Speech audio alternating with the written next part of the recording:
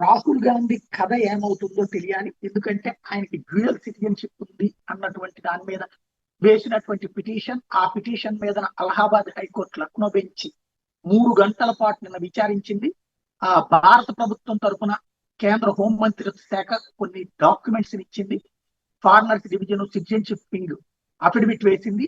అవన్నిటినీ కూడా పూర్తిగా sealed cover లో ఇచ్చారు. ఆ సీల్డ్ కవర్ లో ఉన్నటువంటి డాక్యుమెంట్స్ అన్నిటి పూర్తిగా న్యాయమూర్తులు సమీక్షించారు. అట్లాగే ఉత్తరప్రదేశ్ ప్రభుత్వం కూడా ఆ ఏదైతే కాగ్నిజిబుల్ అఫెన్సెస్ అనేటటువంటిది ఎట్లా ఉంటాయి, దానికి సంబంధించినటువంటి ఇన్ఫర్మేషన్ ఏంటి అన్నది తన తరపున వాదన వినిపించింది.